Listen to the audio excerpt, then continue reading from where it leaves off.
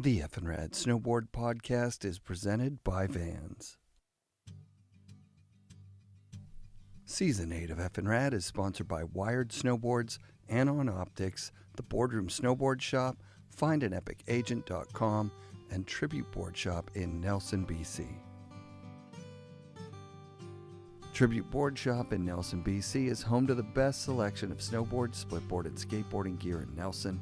The Tribute Lounge YouTube channel features reviews on high-performance snowboarding gear, tips for upping your snowboarding game, snowboard community events like Turning Man, which I definitely need to hit Turning Man this year, hosted by Tribute owners former world champion Mark Fawcett and Shane Johnson, plus special guests.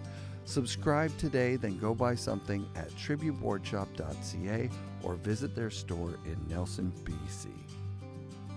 Support also comes from Dakine, Grouse Mountain, Mount Seymour, Pro Standard GoPro accessories, and Volcom Outerwear. Also, do me a favor and subscribe to our YouTube channel, like, follow, and share FNRad so we can build our following and make more great content. Hit pause right now, tell someone who should know about the show. Thanks.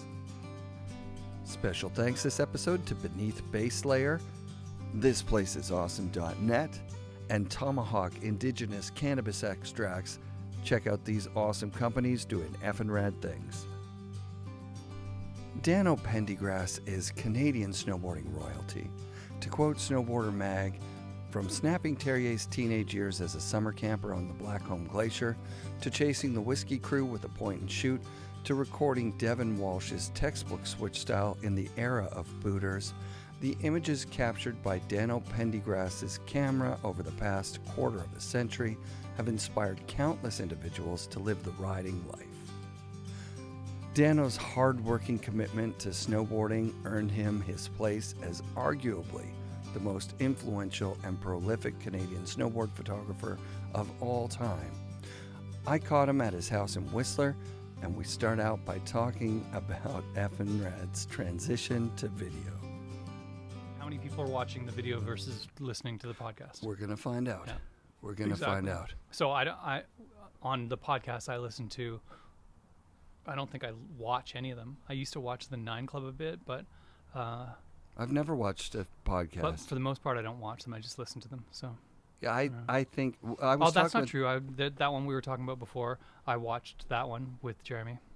Oh yeah, Eastone was talking about their numbers. Mm-hmm. So I interviewed Ethan at the Bomb Hole in their studio. That's rad. It was so fun. Yeah. I literally plugged their mics into my recorder. He's like, "You got camera?" I'm like, "No, I wish I did. This would be so sick to have an FNRad from there."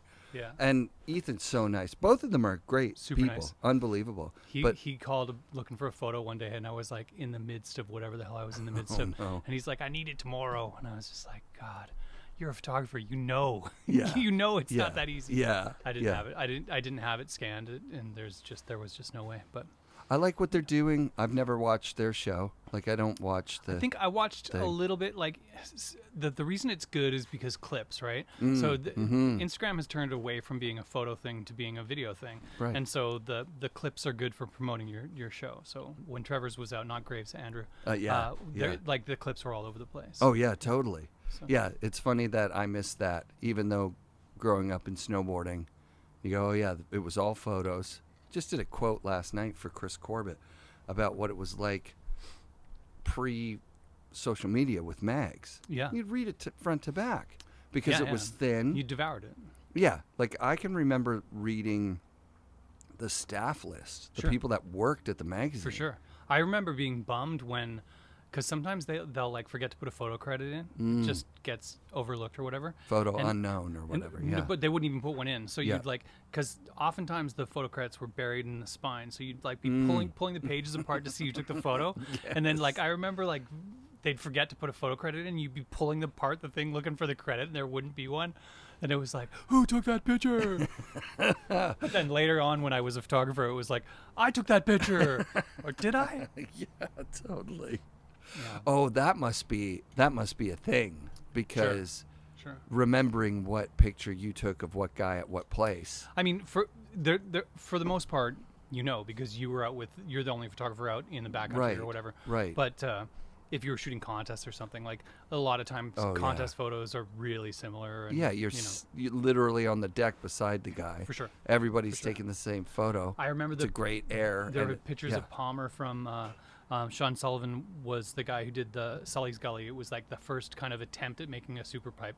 And it never got finished, but my first cover came from it of Palmer. But there were all these, like he hit this backside like a trillion times, and I have a trillion photos of him doing backsides. Yeah. And Sully was within 5 feet of me the whole time. It was his setup, and so like for a year, pictures of Palmer doing a backside would come up from there, and I'm like, is that mine or his? And every once in a while, it wouldn't have a photo credit on it, and That's like there's amazing. a Black Flies ad that was his. Yeah. But then there was like a bamboo curtain or one of those brands, and it was my photo, but there was no photo credit on it, and I was like, I'm sure that's mine. Would and I you never got keep paid for it. backup copies of the things that No. you sent away? There's the original just is gone. It would just be like, it would be like spending twice as much money because you'd have to make a duplicate of it. Yeah. And first of all, the duplicate would be shit quality, Mhm. and second of all, it would cost you as much as the first photo. Gross. So it was just, there's no way. So when you all of the stuff that I ever sent to Concrete Powder, I don't have. Is it Like in a box somewhere? I don't know. I asked somebody when. Isn't it Rich Newman or someone? Yeah, had all that stuff? I think I asked Nurmi, and he was like, Nurmi, "Fuck, right. I don't know." Yeah. But yeah, like my first cover, I don't have that photo. Oh wow. Yeah, like All maybe right, later listeners. on, I'd say Yeah, that I got like yeah. stuff back, but like some of the very early stuff that I think that in skate culture they just like threw photos out. I don't know what it was, but Blind faith. Yeah. God. Yeah, Yeah. yeah. Like when I was at Mouse's garage, looking around at what the boxes were labeled, right? Mhm. Like the end. I'm like, what's in that box? you know what's in that box. Best skateboard movie ever. Whiskey. There's whiskey stuff there Sure, too. I think. yeah. All his movies, right? Yeah. Yeah. That is a hard to believe, like reality Yeah. when you think of it what gets it's harder like as you now. get older. Right, Like right. I look for photos and they're gone, and and I'm like, I just don't have. I'll never have that photo again. That's nuts. There's a guy who did a lot of the graphic design for West Beach back in the day, and one of the photos that West Beach have used of mine was missing, and he started a fishing brand. His name's Noel, and Hook and Vice by a hat, and I was talking to him about, that photo's gone, I'll never have it again. And he's like, I bet we have a high-res scan of it somewhere. And he sent me the scan, which is like, I mean, better than anything I had, right? Yeah, So I don't have yeah. the image, but I've got the scan at least. Oh, that's sick. Yeah, so Bud Fawcett's been putting out scans Oh, he's been for killing it how lately. fun is that to see, right? His scans are good too. Like that. Yep. I I saw a scanner setup. I saw. Oh, did you? Yeah, it's just on his kitchen table, man. I struggle with getting colors right because a lot of slides have like, especially my Fuji stuff has like a cast to it that I don't really like, and but his colors are bang on, and it just like takes you right back to the mags from those days. It does. That like his photo style defines that era for sure. me. Yeah. And he couldn't be a nicer guy. Yeah. And then the story of him getting paralyzed, like we're talking like Tony Iommi legend status. Yeah. Like against all odds. Like I didn't Yeah. realize he still shot for years and years after that. Yeah. It's nuts. But not like, not as prolific for sure. His iconic stuff comes from before it for sure. But that could also have fallen off because the relationships got, like the new Yeah. guys come in. It's interesting people though are because more hungry. people respected the hell out of him. I know all Good. the photographers did. Good. But He by the deserves time I it, started yeah. like really going for it, he wasn't really contributing to the mags that much. Yeah, so I'm pitching this to Vance. I probably have to cut this out, but no, I can say whatever I want. My show, say what I want. Jamie Lynn, Cersei Wallace, Yeah. Daniel Frank, all Yeah. three have said yes so far. Sean Palmer, Bud Fawcett, the Silcox Hut on Mount Hood, Yeah. which is situated right beside the half pipe. Bud Fawcett shooting photos. Fisheye, so like you don't even have to get out of the pipe. Who cares? and if we're in that hut, we're staying on the glacier legally. Yeah. We got the right to be there, take the photos. Steve Van Doren cooking hot dogs. The Vans team during the High Cascade just dropping by. Yeah. Right? There's room for 18 to sleep in that place. But if you really want to get those guys to go to a place, you got to give them powder. Well, that's what Cersei said. Do it at Baldface. Let's do it at Island Lake. Let's have a 30-year exactly, reunion at Island Lake. She's like, I don't want to get in the air anymore. It's too dangerous. For sure. But just to have those four in a room together, you know, with their kids and stuff, just being who they are now. I pitched a story that's pretty similar. It's called The Cabin, where we set up a cabin for an entire winter and had people come through. Wow. And then later on, when I was at Arc'teryx, we did a version of that. Like, we had a place in Revelstoke for a month, and we shot all of our content, had people come through. That's so smart. But, I mean, editorially, I wanted to do it with, you know, because the stuff that happens in the cabin is you know, cool. That's the culture, right? Yes. And then Roth, a couple of years ago, he was like, dude, I got an idea. And he talked to Dave Lee and maybe was it Schlosser, Rosenblue, a bunch of people anyways. And it was called 4 Tracks. And you would go to a cabin with 4 of us and get 4 tracks. I would take pictures and then at night make music, because it was all the musician guys. 4 tracks. And they would make it on a 4-track. Wow. Dude, come on. Well, that's a Jay Brown idea that he's given to me that I'm going to run with, which is called FNRad Radio. Yeah. And just invite. Dude, 4 tracks is so much better. 4 tracks is better. Well, FNRad Radio is just music from videos and snowboarder musician. Yeah, cool. And we just do a quick interview. Hey, you wrote a song, epic. You mind playing it acoustic now? Yeah. There's a link to your recorded version and your garage band or whatever. And the idea is to engage the listeners and watchers in the culture of snowboarding, which is really, there's a big amount of people that play music. Sure. It's huge.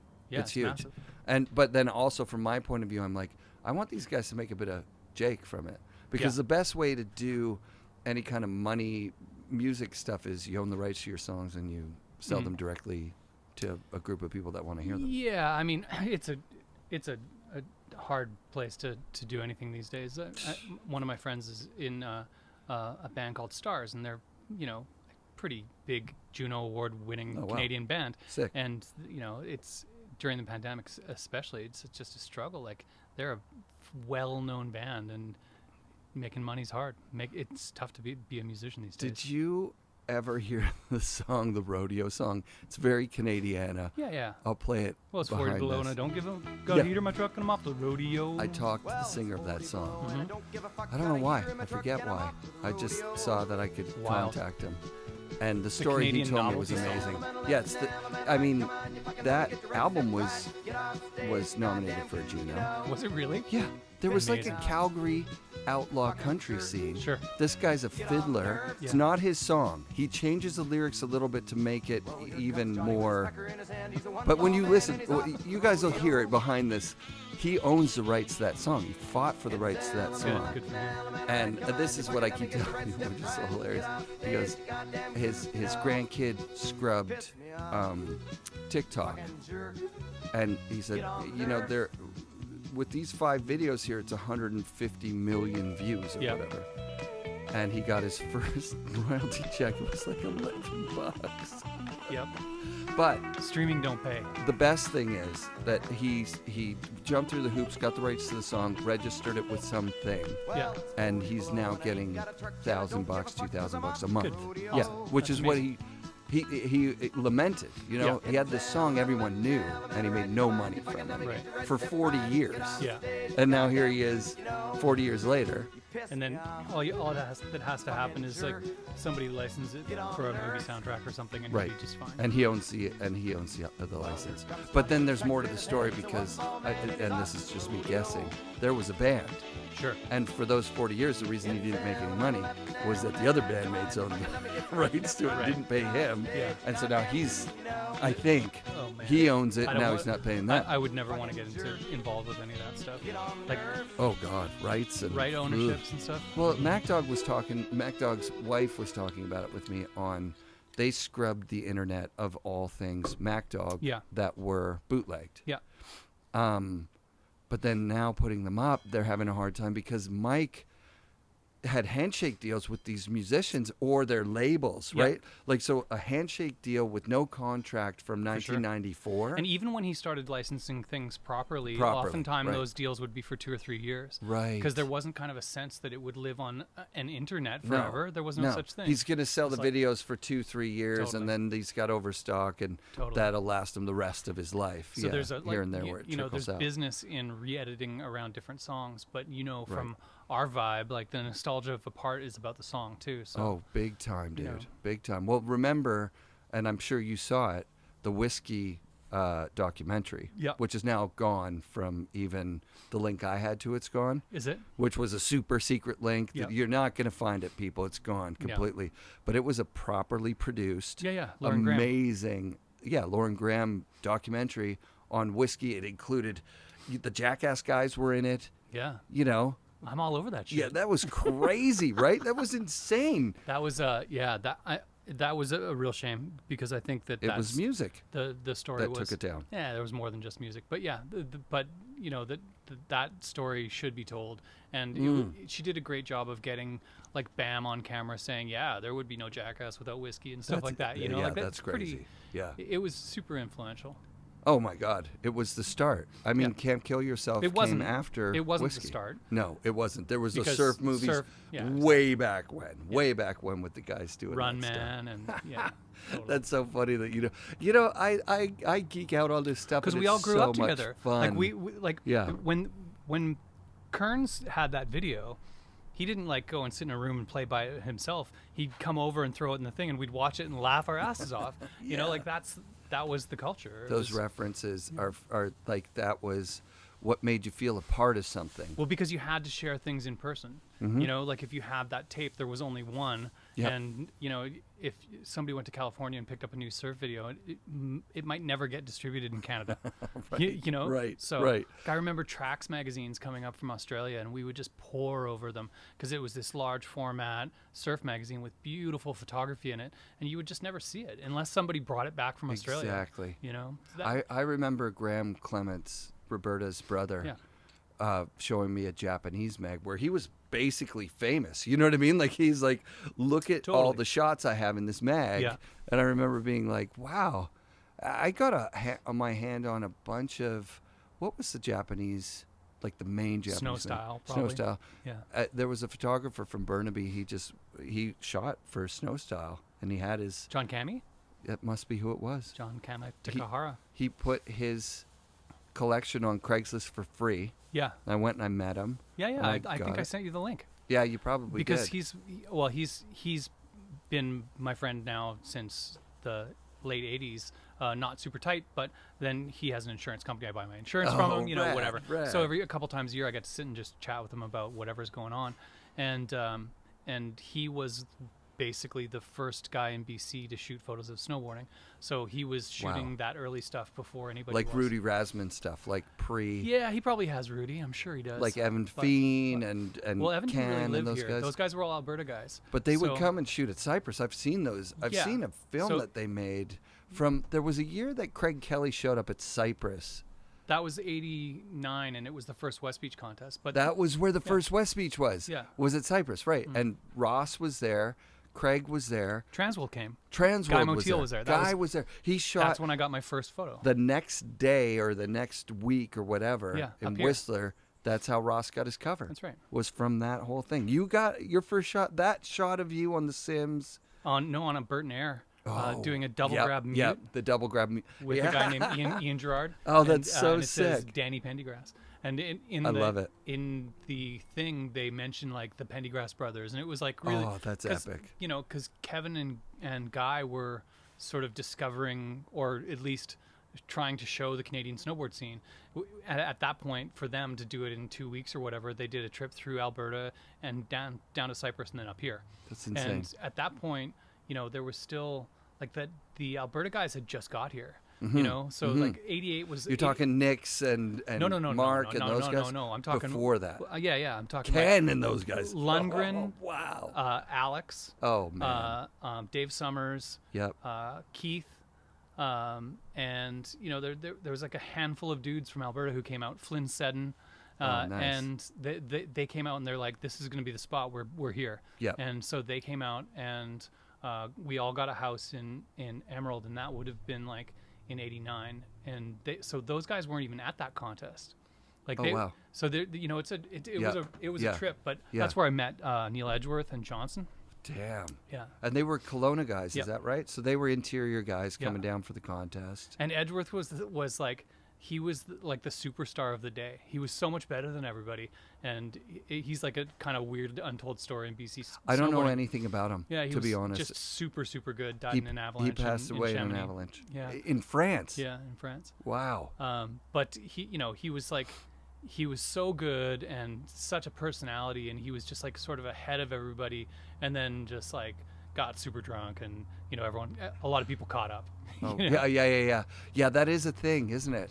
Because it's not like, if there's one thing that I would talk about in the nostalgia that Dogger just talked about on his one, it's that really honestly, you didn't have to be that good. No, for sure not. You didn't have to be that good. But by the same token, you had to get it, because there were always guys who were like seeing that, Yes. and going like, I could be a thing in I could this do better. just by hucking. Right. And, right. And just hucking wasn't good enough. No. Because you still had Eventually. to have style. Yeah. You still had style to. was- You yes. still had to understand like where to grab your board and how to like. Truth. That's why we made so much fun of backflips, because it was like anybody could come along, do a backflip, and like learn to do a backflip on a snowboard and think that they were really good. But it didn't mean anything if you didn't have a method.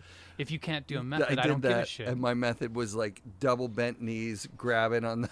Come on. Yeah, no, it was horrible.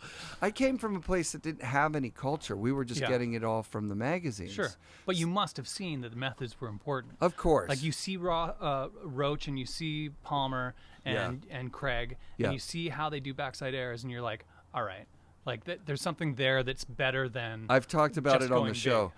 I am that uncool guy that was all Damien. Right. Backflips were Right. the thing. Iguana, even better. Isn't that so cool the way he Right. pokes it out? And Right. then you'd see his method. He'd, grab a tip grab. And For sure. And sometimes he would push a fairly okay method. Sometimes. I'll never talk shit about Damien, but yeah, you're right. Yeah. The whole thing about Roach Yeah. in Snowboarders in Exile, I missed it. I was Right. like, it's all indies. He did 10 indies off a few moguls. Like, what are you guys even talking about? And now I'm like, I'm Yeah. an idiot. Like, Well, but like when I you wasn't watch, an idiot. when you watch I just Western was. Front, Yeah. Yes. like that was a good era, because it Yeah. was really nascent. It was just coming, Mm-hmm. but how they rode was really different, and it wasn't powerful in the same way. Like a lot of Right. a lot of smaller things, but Yep. where they grabbed mattered, Yeah. and how they tweaked mattered, and that, like I'll always remember Slasnik's style in powder. He had this kind of like front arm Yes. rudder, Yes. that he Yes. was going, as Totally. opposed to like Brushy, who had like a back arm drive, and I emulated yeah? Brushy's back Yeah, arm like yeah, crazy. If and, you and, could get and that came squat, from Craig. yeah, but, exactly. Wow, that's so cool. That is so. But those like that minutia, right? Like, and back then the footage wasn't very good, so you Right. had to really like Right. kind of know what you were looking at, Right. And so there would be stuff where like Roach would do a half cab with a grab, and it looked tiny. Yes. But if you knew, you'd be like, whoa. Yes. Because the Yes. style was there. The Yes. power wasn't there yet, but it came. Eventually, it was yeah, all there. Yeah, like in Yeah. the Mountain Dew thing with the, it's either Sean or Sean Johnson or Ranquit. It might be Ranquit. Yeah. Switch back 3 out of the bottom of the pipe that like Yeah. hit out of the pipe. I remember looking at that and being like, okay, this is it. Like, this is so much Yeah. different and better than what is like the skate style thing. Yeah. I didn't consider what Roach was doing real skate style. I don't know why.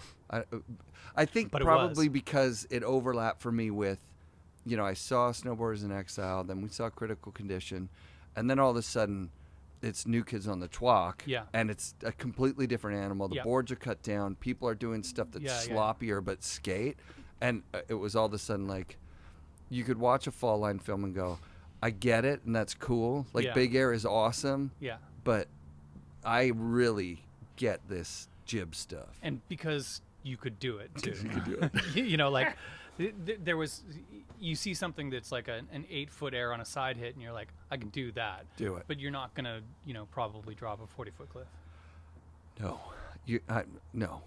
Or get a 180 like farmer so that you could drop a 80-foot cliff. Right. You know, like they were just on their own level.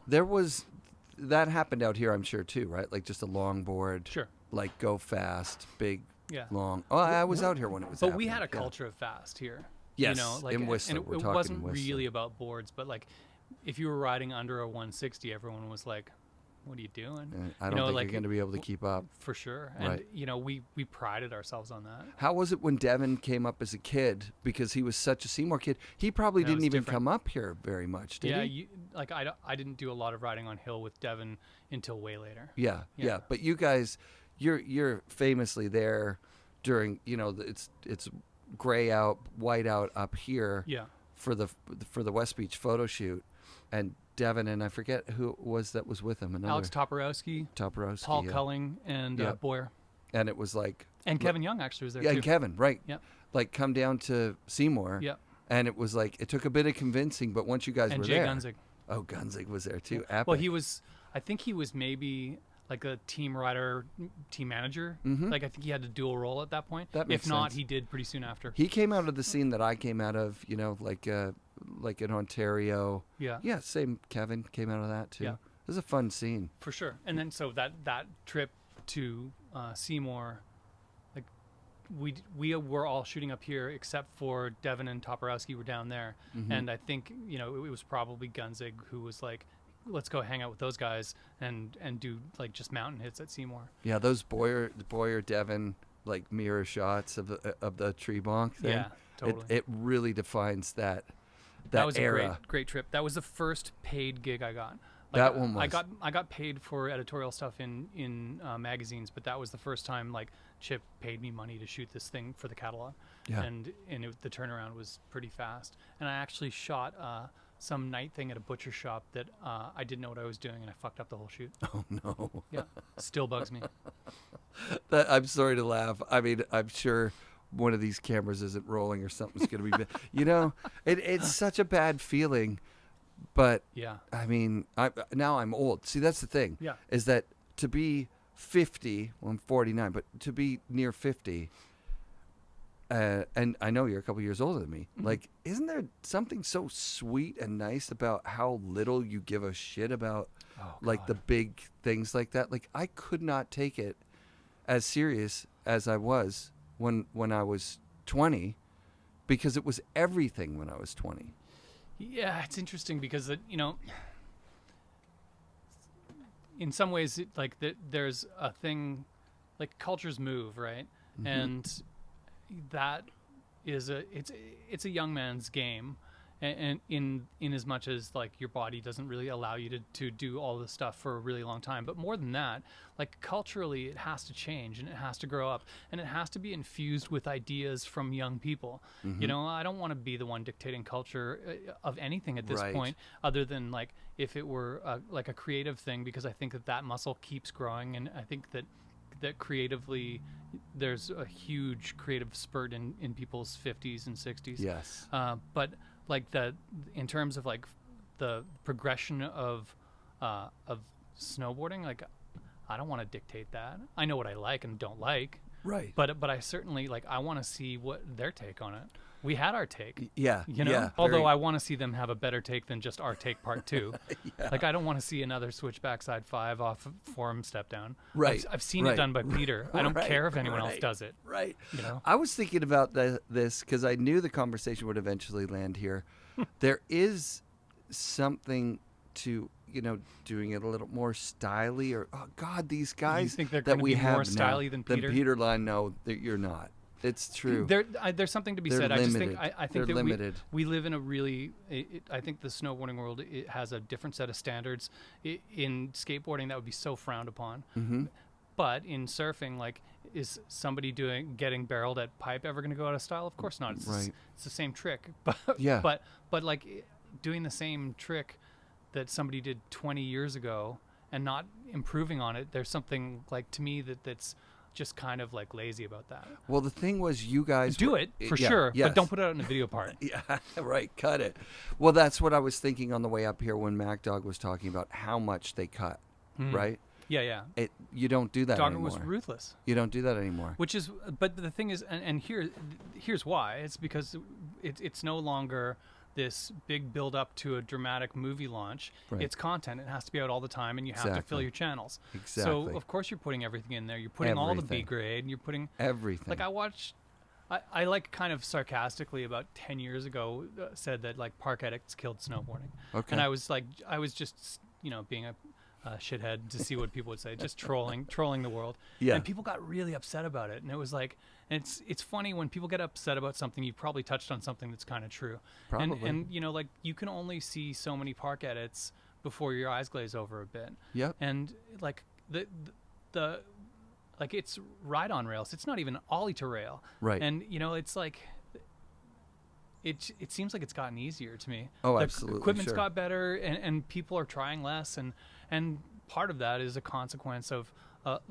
there's no reason to. You're not getting paid. There's no money. There's no money in it. Yeah. And maybe there's a feeling that it's all been done. A lot of things have been done. But here's the thing: like skateboarding never fell into that. Skateboarding always reinvented itself. That's true. Skateboarding always found a way to make it more interesting. And like you say, surfing is like literally you're riding on a wave. So I mean, and it's still the same. You can't tell me that there's not a new take on stuff. And I think it's just lazy to. And I don't mean lazy and like going up the mountain every day isn't lazy, but it's lazy to put the same stuff down over and over again just because you're fulfilling a need for content. Well, the mechanism was different. Right, there was a top dog. There isn't a top dog. I could hear kids right now going like, "Well, it was easier in your day," and yeah, it was. Sure, it was also harder. And harder, yeah. Like if when I look at snowboarding through a long lens of history, I mean, there's 20 years at the beginning where nobody's really doing anything. Sure, like TK does a air to flat on Wine Rock. There's a couple of other shots from Wine Rock that are sick too. Yep. Tom shoots there's a Palmer one that's awesome. There's a Palmer one that's really good. Yeah. I don't know who shot it. I don't think it's Tom. I don't think it's Tom's a different day. I think it might be Bud. I think it's a Bud shot, and it's a different day, and it's kind of similar angle. Yeah. But it's beautiful. I probably said this before, but I asked what Tom about the no way. The TK shot. No way. And he was like, "Yeah, I had this 15 millimeter rectilinear lens," and he was like super excited. What the hell is that? It's basically a fisheye that doesn't fisheye. Okay. It's super wide, but it doesn't like do the bubbled effect. Yeah. And I think that's what he shot it on. But that's why it looks like it's 500. Crazy. Yeah. But yeah, because I've seen Wine Rock, and I'm like, oh, damn, that ruined it. But it's because the fisheye is such a ubiquitous thing in skateboarding and snowboarding, especially snowboarding in the early days, not as much now. Yeah. But it was such a ubiquitous thing. So to have that kind of a distortion of size without having the optical distortion, it made you think that it was like, holy shit, this is just shot with a regular lens. It was nuts. Yeah. Well, okay, so that I think that leads directly into what we were talking about. Your job at the time that you guys were documenting snowboarding was no more fuckery. Are we rolling? I hope so. Have we started yet? Yeah, we started. This is just a typical conversation with you and me, really. Yeah. No fuckery. You got to land now. That's right. Right? And well, let's be honest. In the early days, that wasn't really the case. Like it was up until like I would say the skate era hit. Yeah. You could get away with like not landing and getting away with it. Like absolutely. Achenbach sent me off some stuff to some flat landings, and the picture ran, but pictures are good. I didn't land it. Yeah, right. Yeah. But you internalize that. Yeah. Because I think it happened independently all over the place that people started holding themselves to like a superior standard. For sure. And then because that was happening, it was and at the same time the money was just coming in from everywhere. People were just going like, we got to jump on this thing. Yeah. Then it just got blown out. I think what you guys were doing, I don't think there's anyone doing that anymore. I don't think there's anyone going, we need to, like it's more like, hey, let's take the new kids to the step down, and who cares? Just do your best trick. We don't care what's been done here before. Just do something sick. I had a conversation with Crispin Cannon this week, and we had this conversation basically about that idea of like shutting down spots and a lot of the places that are famous because they're really good. Yep. It's a really good setup, a really good takeoff, really good landing, really good scenery. Snow comes in right. Yep. Or they're close. Which matters too. That's true. That's true. When you look at how many of those Brandywine spots are close, that's awesome. So, but the part of our experience back then wasn't just the shooting; it was the exploring. And so, part of the reason why that's an interesting, and I mean, the history of storytelling is exploring. So it was a great piece of that life. But the magazines were the place to tell those stories. And I think that the exploration now doesn't have the same kind of output. It should. People should be able to tell the story in long form of exploring, but what they're not doing is what they're forced to do is put in a 15-second clip, and you can't really tell that story in a 15-second clip, but you can tell the story, and all those places that people are still going to are still close. They're still really good setups, and they're just the low-hanging fruit. And again, like if no one's paying your bills and paying for your gas, it's harder to go farther. And we had enough money so that we could go farther. And Crispin was kind of like running down his cost of doing business on a typical day, and it's really high. Back then my rent was cheaper. My film was paid for, and I had a lot of expenses paid for. So there was no question that it cost me gas and a sandwich. So I was going to go further, and we spent lots of days finding new stuff. So the reason that all those places exist is because we pushed out and found them. Right. And there's no incentive to do that anymore. And so like I would really like to see people shooting on new stuff because of the gatekeeper. Right. But So it's harder to do. Let's say Forum does it, right? They again, say we did we're all the gonna low push the boundary. hanging fruit. Right.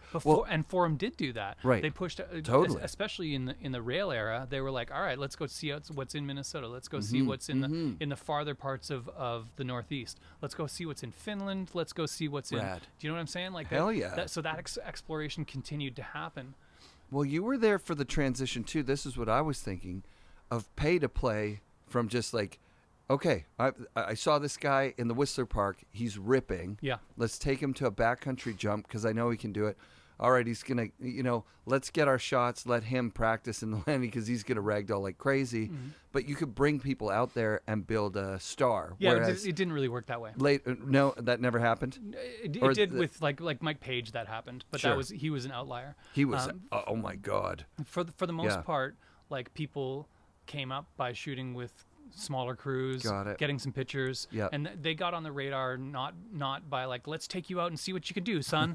Like it just didn't work that way. Like they had a part already in something. They were kind of like the feeder stuff, like Sandbox or something. Totally. You're like, okay, the Sandbox guy's stepping up. With Page, I was just like, I was super hungry all the time. So like on days that I wasn't shooting with Forum, I'd go shoot in the park. Yeah. And so when a bunch of people got hurt in the Resistance year, I guess, and Kearns is like, we need like more people to fill this thing out.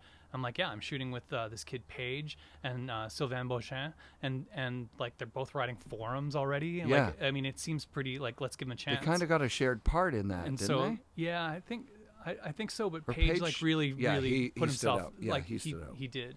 Yeah. And so, that was the first time that we like literally grabbed people out of the park and took them into the backcountry. Yeah. And like I was bringing Paige his lunch because he didn't know what he was doing. Like, I mean, like I know those days. I'm still pretty close to that. It was pretty. I think he was using Peter's sled because Peter wasn't here at the time, but he left his sled up here. Yeah. And it was just like, all right, buddy, you got a month. Let's see what you can do. Let's do this. And he put down like a bunch of tricks. Yeah, so he got a part. Good. Yeah, that's sick. And then he burnt Peter's sled down, I think. Oh, nice. Out there. Yeah, out there. Yeah, I remember hearing about that too. Yeah. It's nuts. But for the most part, like people came up by, like JP and Jeremy. Forum wasn't their first sponsor. No. They went through Rev was great. That's right. Yeah. But so there, like I'm just talking about that era. JP and Jeremy are a great example, right? They filmed with Whitey, they filmed with MacDog, they filmed with, and these people they didn't get introduced by a team manager who said, here's the $10,000 and Right. here's the 2 guys that are going to be Right, representing us because we're sponsoring the film.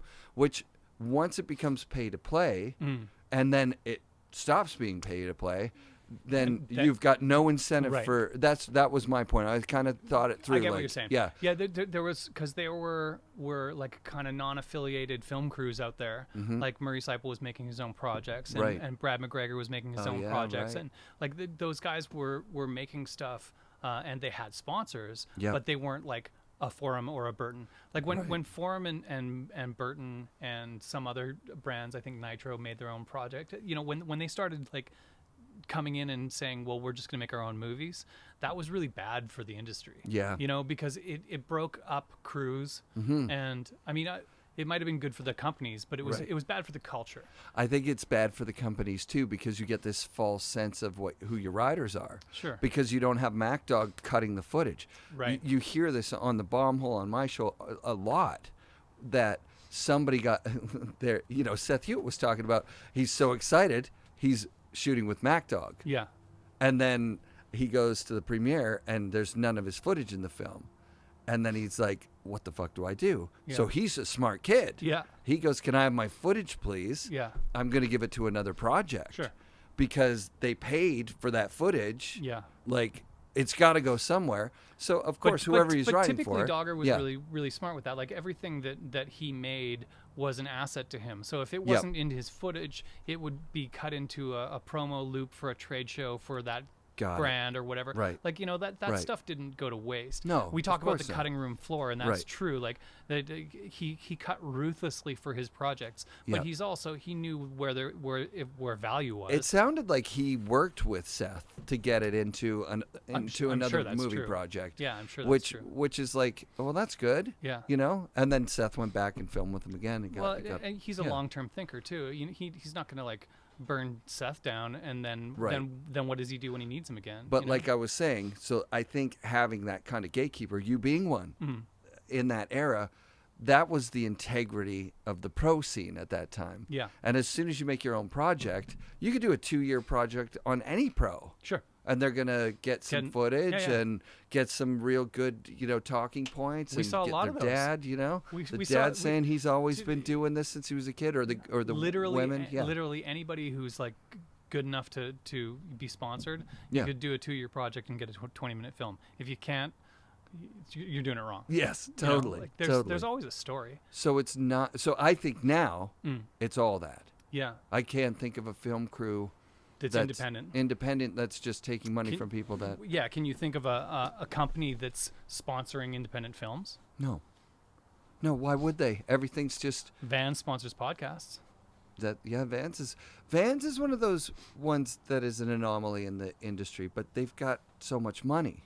That's Yeah. the thing. But I mean, beyond just the money,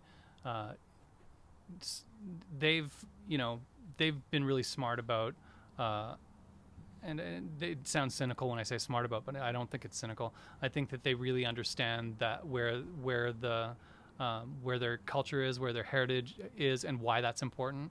I think that it's really easy to see brands come and go from action sports, and like, Nike's in for a bit and then they're out, Yeah. and you see all these people come and go, and Vans ain't that, and all marketing buzzwords, all anyone talks about is authenticity, and it's like it's to the point of parody that authenticity is important. But, Yes. but there's truth to that. Vans is an authentic company for a very long time, yeah. and they continue to do the right things Because they got spanked across the culture. They got spanked when they were going after the money thing early on. Yeah. And they realized, well, but okay, what do we do well? Like, what do we have? We've got history, and we've got real, authentic innovation. Yeah. We've got artists. We've got, influencers from before that was even a term. And they've been making hot dogs at events Yes. since the 80s. Right? Yes. So Yeah, I love Vans. That I really, really do. And it's a weird thing because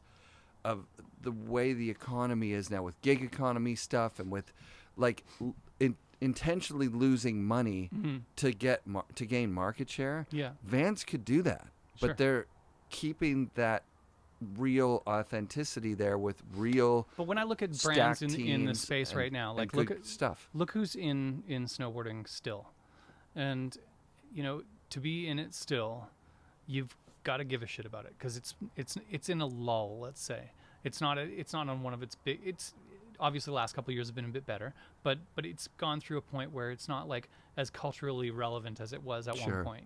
It's like my phone never stopped ringing in the late 90s, and now it's like that. The idea of snowboarding being that interesting, it's just right. There's still stories to be told, but the brands that are still in it, they must give a shit about it, right? Mm-hmm. Yeah, of course. They would have to be making money still. Yeah. They would so there's not a lot of like, it's a great time for snowboarding when you're like that, because the people who are doing it give a shit about it. The brands that are doing it give a shit about it. Maybe nobody's making a fortune, but what a great time. Yeah. If we still manage to get snow hitting the mountains, then it seems like a perfect storm. I love the pro riders that I meet now because I didn't meet a lot of pro riders back in the day because I was the shop guy, right? Right. Every once in a while there'd be somebody comes through, you meet somebody, Seth Neary at Whistler's, I'll be like, hey, awesome. I know who you are. Yeah. But the people that I meet now, I'm like, it is the same, cut from the same cloth. Like, to be cool, you've got to not care too much, you know what I mean? Yeah. And you've got to be really good, but also... But, like most of the... Not super arrogant. I remember Warburton would pound nails in the summer so he could be a pro snowboarder, And we're back to that.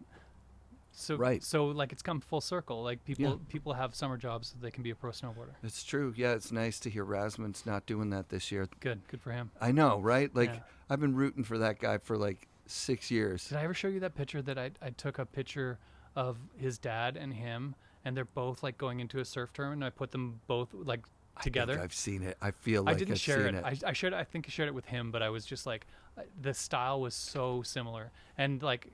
Chris has got way better style than his dad did, but it was cool to see that genetic thing. Well, yeah, Terrier talked about it. Yeah, I said, "Do you kids have your style?" And he goes, "No, my dad does." Oh wow, how cool is that? Yeah, right. Really cool. That his dad's got that he learned it, and then his dad came into it super late to the game. Yeah, but like when he's watching his dad turn, he's like, It's funny when I see Terrier, I see Craig.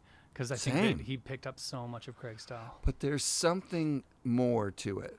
That's that he brings that Euro influence, like on the nose method. He would hate that Euro thing. He brings the Scandinavian. He was the first. Sorry, scanner. You're absolutely 100% right, and I apologize. Right. Sorry. Yeah, because Euro influence was different. Yeah. When I think Euro, I think neon. I think no grabs. Yeah, but that's early. Like that. I mean. And no offense, Europe. God, we've got people that listen in Europe. Euro style.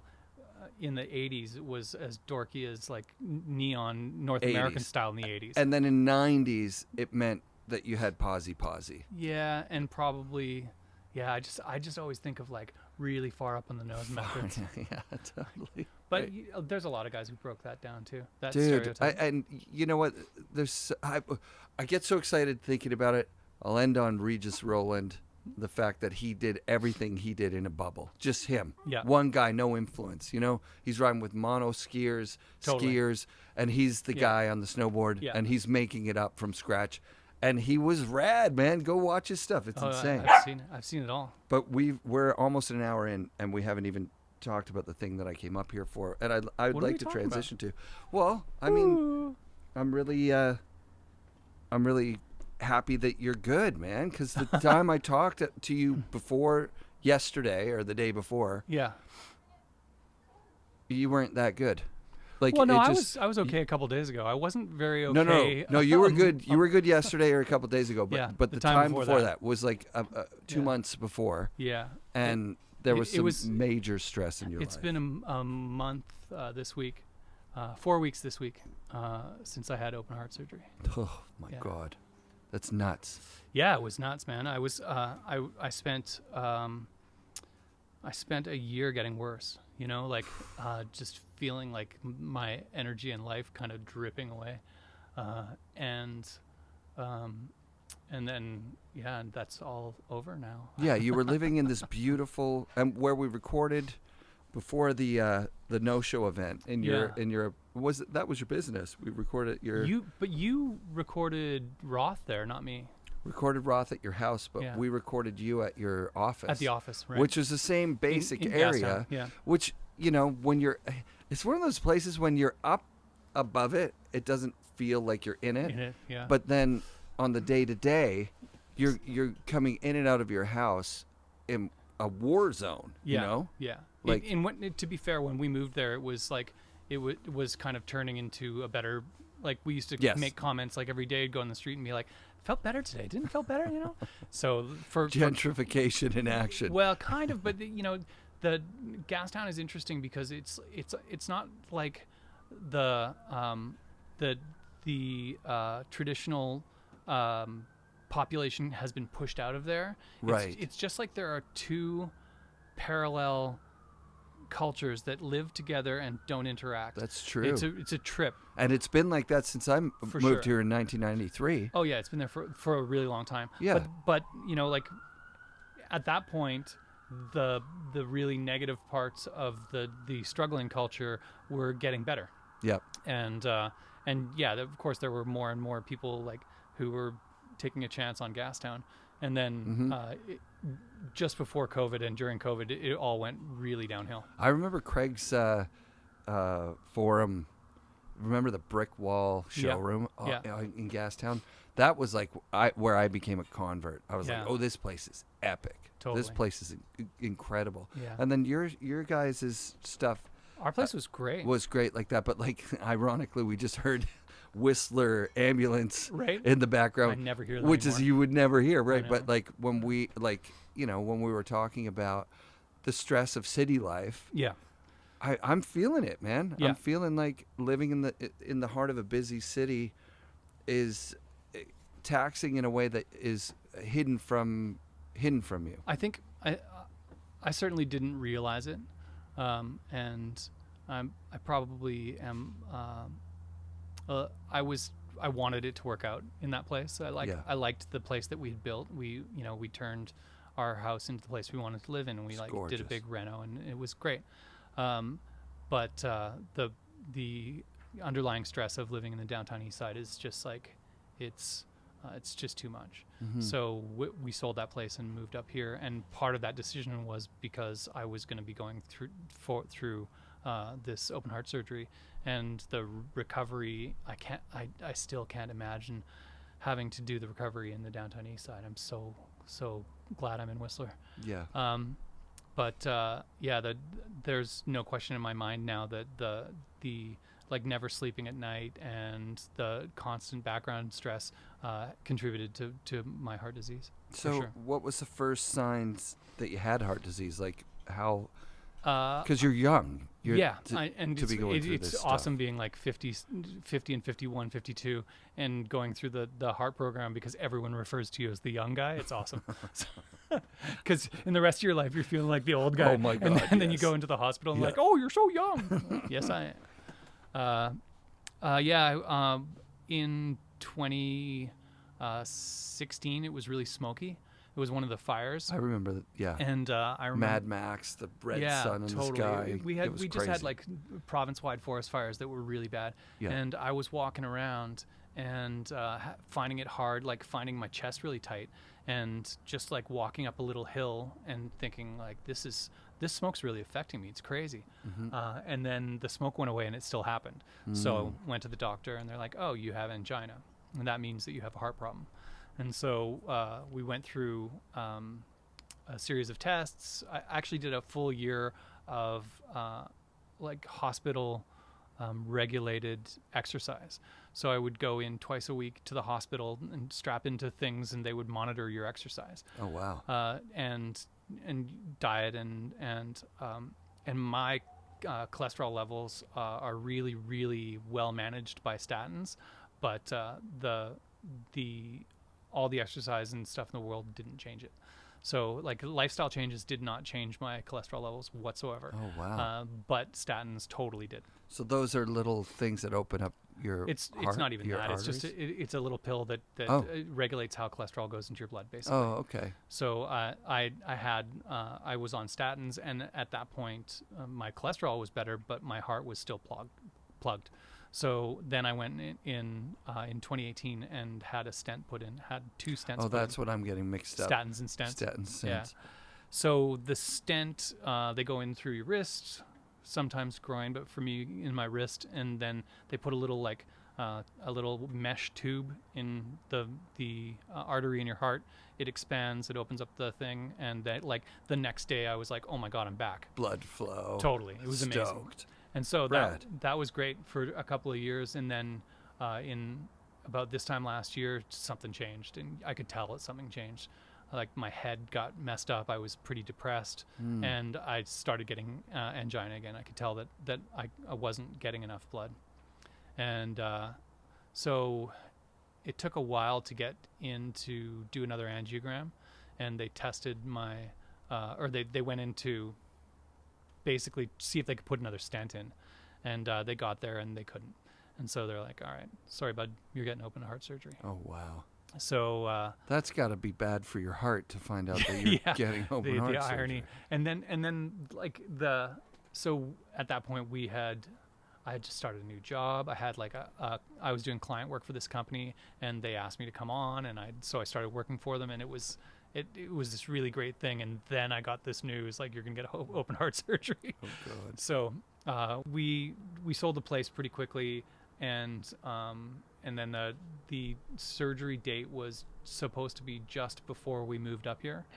And then it started getting pushed back, and it got pushed back for like 6 times. It got pushed back. And this is COVID related. No, surgery well, sort of stuff. COVID related. So because a lot of people didn't go to the doctor during COVID, when they finally did, a lot of them had really bad heart problems. Gnarly and stuff. so people were getting shoved in, like, left, right, and center, emergency heart stuff. Got it. And so I just kept getting pushed back because mine, while it wasn't emergency, it was getting worse to the point where I couldn't walk up a flight of stairs anymore. Yeah. And so I was getting, like, worse and worse and worse, and the stress of waiting for this thing to happen was getting worse and worse and worse.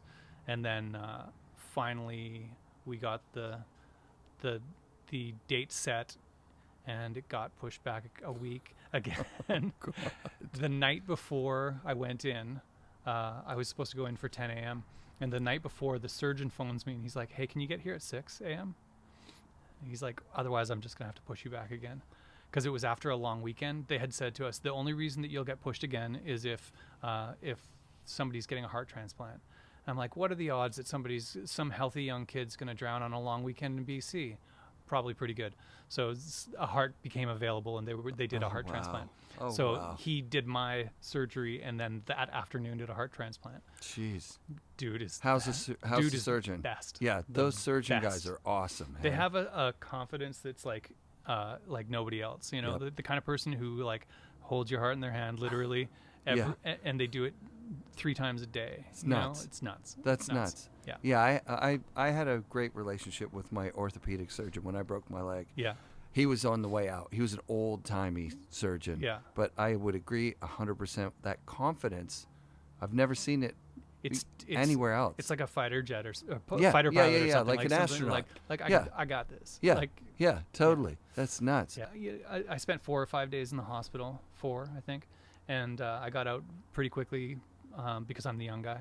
But it's a slow process of getting better. But I walk 40 minutes a day right now, and You look way more healthy than when you were down in the city. I've got color in my face, and it's Yeah. like I still can't lift the dog, for instance. I can't I can't drive yet, but that'll be in the next couple weeks.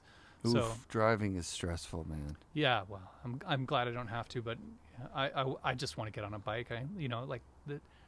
There's so much stuff that I haven't. Last year was the first year since I was 3 years old that I didn't ski or snowboard. Oh, you didn't the whole year? Couldn't. Yeah. Oh yeah, I remember because we were riding together the year before. I was before. like, this is gonna be so much fun. And I was Dano like in good joins shape the crew. then. Yeah, this is epic. Yeah. You rode so fast. That was the craziest thing. Was that It was you fun. instantly rode so fast that I was like, this. That's just how I Yeah, ride. I got to step my game up when Dano's around, which is perfect. Which is perfect. I've always It's been a great. fast snowboarder for sure. Yeah. Well, you're a part of a group of snowboarders that took the piss out of each other and kept everybody on a. You actually had to be good. For sure. There was. Or you didn't get to play. Yeah, you don't get to play if you're not good. And there, there's like that. I look back now and I'm like, yeah, that's how it was. But now I'm like, oh man, I'll wait all day for somebody. Like I'm out snowboarding with somebody. Of course I'll wait for them. Right. You know, it's like I couldn't have done that back in those days. I still have some difficulty with it under very specific Sure. conditions. Yes. But for the most part, I can ease my way. I go enough. The goodest, when you go a lot. The best thing about about having like a pass at Cypress was going all the time, even when it was crappy. Yep. And so like you got to appreciate just snowboarding on bad days and like sliding around just for the sake of sliding around, and you know that because we would go 100 days, so you don't get 100 good days in a season. You don't get 20 good days in a season. We were up on a lot of bad days, but it was still fun. It was like, it's raining, okay, well, we're still snowboarding. I would consider rainy days a lot of time better than icy days, but then icy days can be good too. I mean, my least favorite. But yeah. Oh man. Anyway, so this season we just bought our passes this week. Oh, good. So Welcome I'm back. That's making great. up for lost time. So you're I going to haven't be had up a here. Whistler Blackcomb pass in So a you long got a time. locals pass? Is there a locals pass up Epic here? pass, The whatever. Epic Pass thing is nuts, Yeah. right? Stevens Pass too.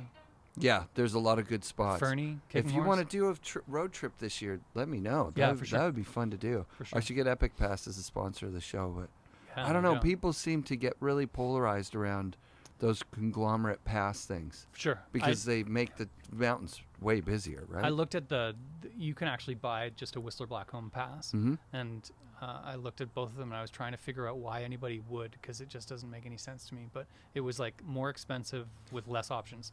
So I don't know. But I won't even start to go into what's going on with this town in Vail, being the owner, Right. Because I've just moved back, and it'll And- take me a year or two to figure out before I run for mayor. Yeah, exactly. Please do. Yeah. How does it feel to be like? Is it a coming home of sorts? Yeah. You feel like that? Yeah, it's really, really strange because it's not like coming home to the life I used to live up here. Right. But just the sense memory is so strong. Just the smells and the feeling, and there's something about having these mountains sitting over your shoulder that it just feels like home.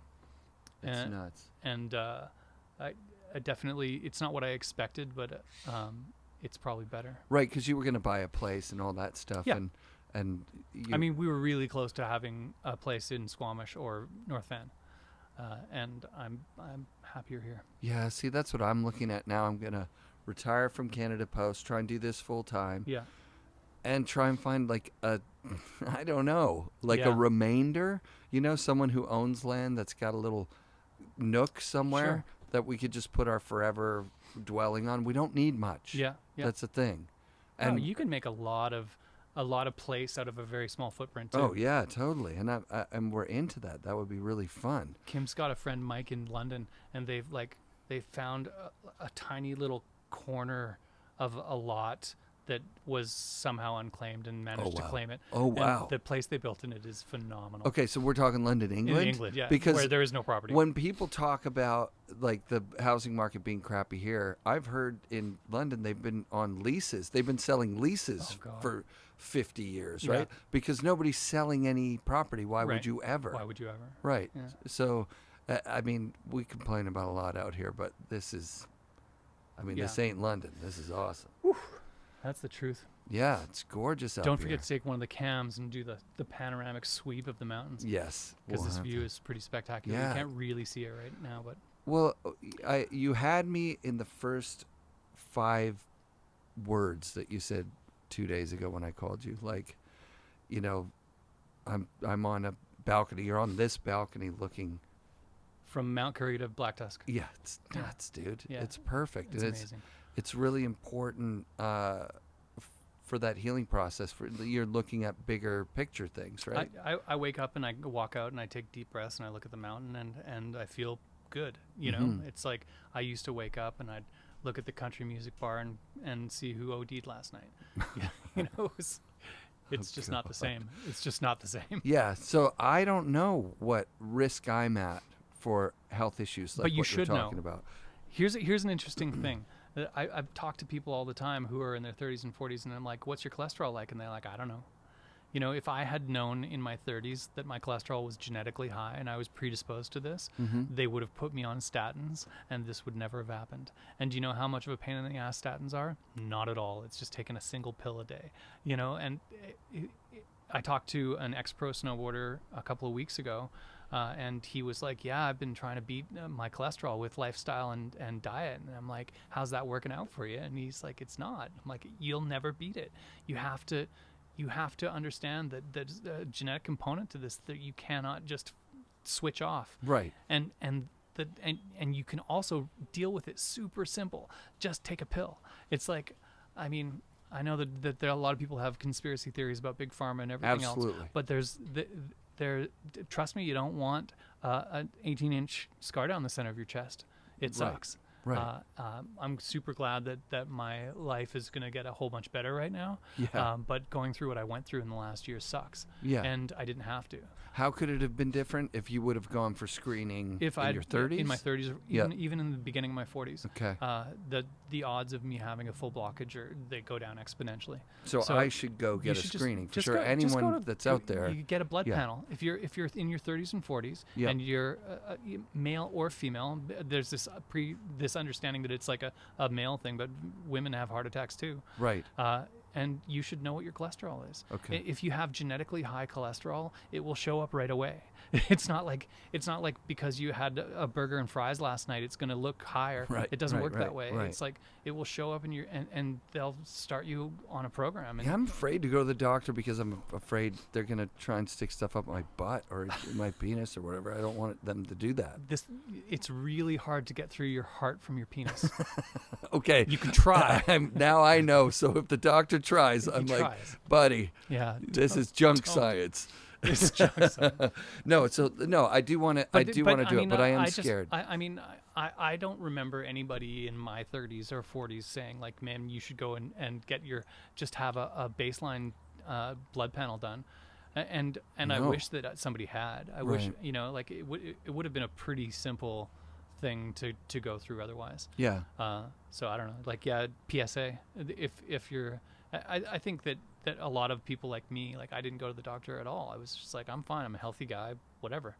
And I just didn't go and do any precautionary stuff. And I mean, I get it. Like you that old guy telling you to go do it, but dude, do it. It's simple. And I'm not now 70 saying it. I'm a 52-year-old saying it. You're the young guy. Like that a decade ago, I could have done things to make this not happen. And when I think about it in those terms, like it's pretty crazy. And I've lost friends to heart disease and to cancer as well. But heart disease is it's a huge killer, and it's something you can do about it. Like you might not know that you have cancer in you. You might never know until it gets you. But heart disease, you can figure it out pretty quickly. You can deal with it pretty quickly. And it's not like they're going to say, well, you're going to have to start running marathons or you're going to keel over. Right. That's not the thing. Right. It's like there's a genetic component to this, like that you can. Would I have been better if I never drank and jogged? Probably. Would it have happened anyways? Probably. Right. So, you can't outrun the genetic part of your life. That's part of your burden. So go and get your blood shot. It's easy. I'm setting it. I'm doing a doctor thing. And blood panel is so simple. Just like, hey, I want to check my cholesterol, and they'll be like, cool. And then we can look at it, or they send it to you, or whatever. Yeah, I'm you'll sure go back, they look at it and they go, or oh if you get it done at in BC, like I can go on. Have been getting it done at Life Labs, and so you get your thing, you go in there, and then you sign up on their website, and I can see all my blood levels. Oh, that's cool. Yeah. So I see it before the doctor does. Yeah. And then the doctor calls you and goes, dude. Well, or he'll say like, yeah, no, you're good. That's you know, great. and just hearing "know you're good" is going to make your life better. Yeah. Because eventually you're going to start thinking like, oh, when's the, like, you're going to lose a friend to heart disease or cancer or some you know, age related illness, and you're going to be like, when's the shoe going to drop for me? Well, if you know that that's not going to, your life's going to be better. Feel a lot better. Yeah. Yeah, physically, because I do so much exercise with my job. Yeah. I don't know. You just feel like you're immune to everything until it happens. Well, the irony of this too is that, you know, because my heart ended up being shitty, I had a year where I couldn't do anything, so I got really out of shape, which makes it worse.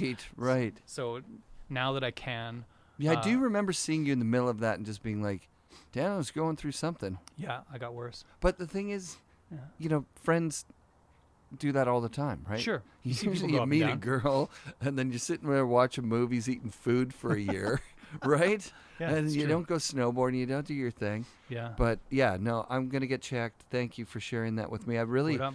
I like as soon as I spoke with you. See, the mechanism here is, it's the number one thing that I've gotten out of the show is getting to meet you guys, like 100%. Like for Awesome. me, getting to meet guys like you and.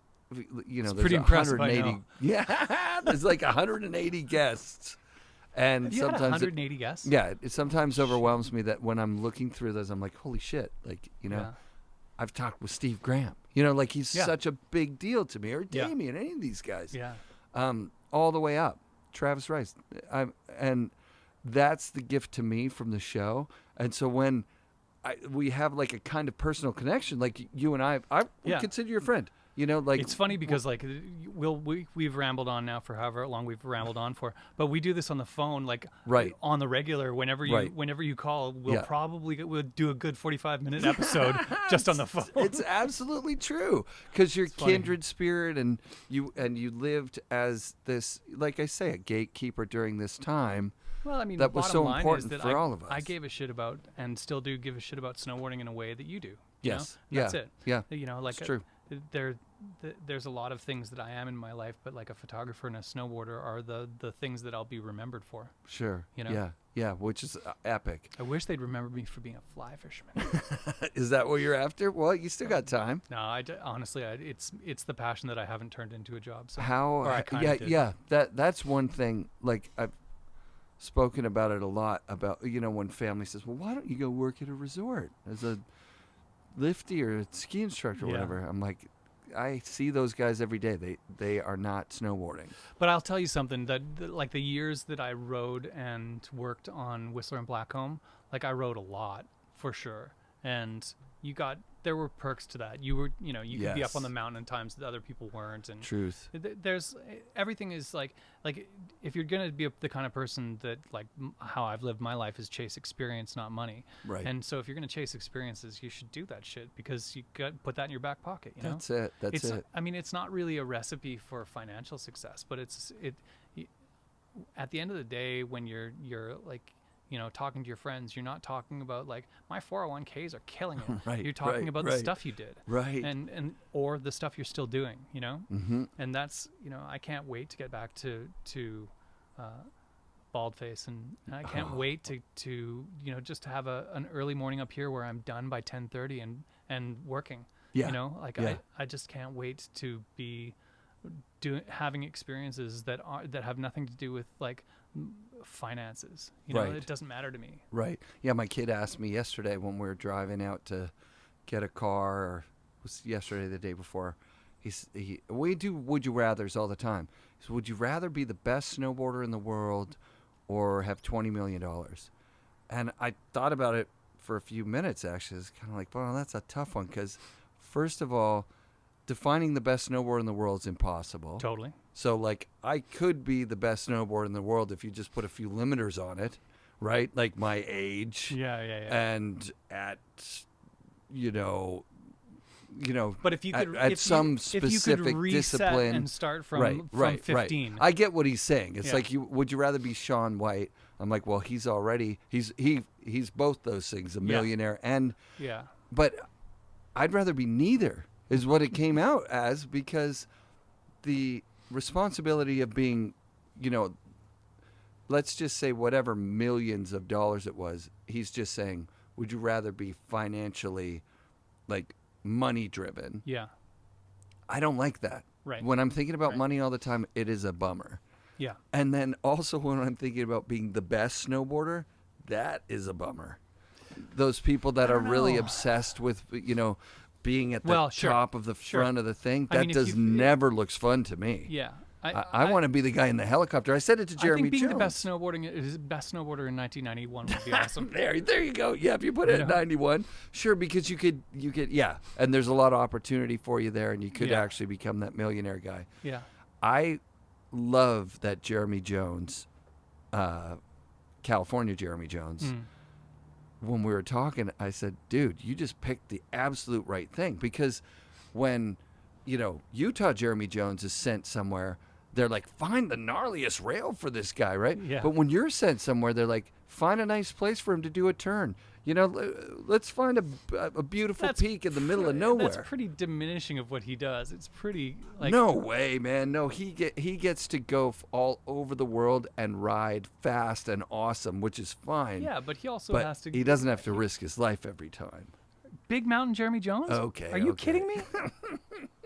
Avalanches have killed more people than rails. Okay. Yeah, but yes. But when they're looking at venues to send him to, Baldface is on the list, not for Jeremy Jones from Utah. They're not like, let's send Jeremy Jones to Baldface to make a few beautiful turns on the new equipment. Yeah, but it still happens.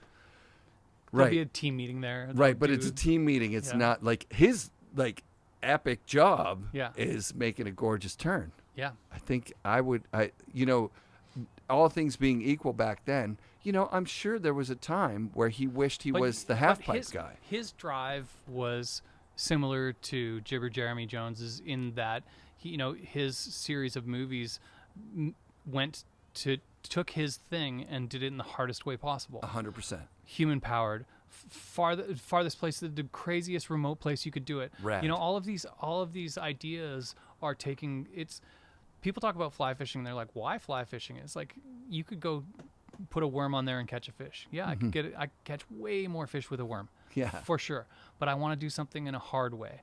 I want to do something in a way that is aesthetically satisfying to me, and that matters to me because the experience of going in and catching a trout on a dry fly is the same as the experience of walking up a mountain and riding down it versus a helicopter. It's a different thing. It's harder and you get something more. I'll take the heli every time.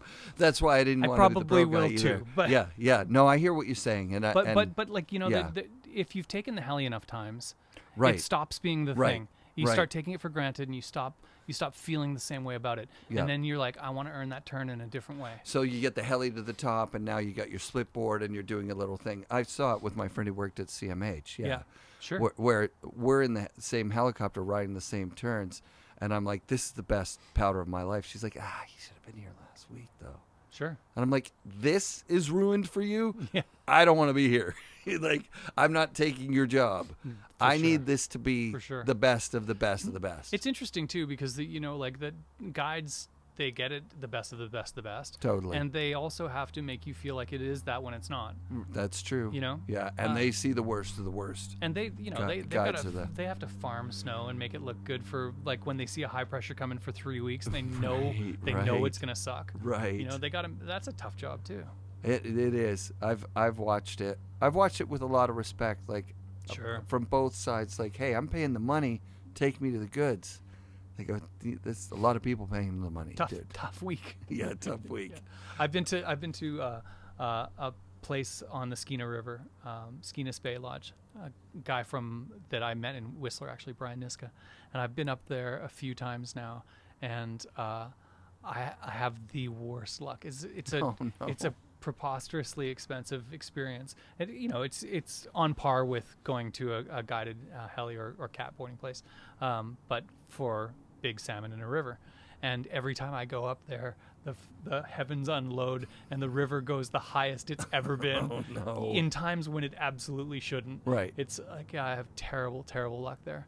I've caught some fish, but man, it's a really, really great place. I really love it.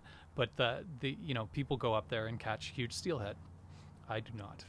I go up there and I see muddy brown rivers. So if you're ever thinking about going up to Skegness Bay, just give me a call. Yeah. And make sure I'm not going, and then you'll probably get good conditions. That's so fun. Yeah, there's curses in fishing. I have a curse in fishing. Yeah. Yeah. Like sure.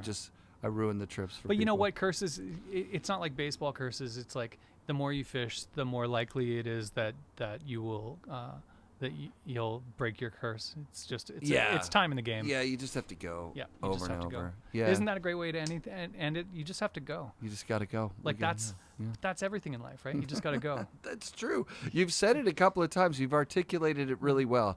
The difference between the people that go and the people that don't. Hey, it seems like some of the people that don't make a shit ton of money. Sure. Which is great. Yeah.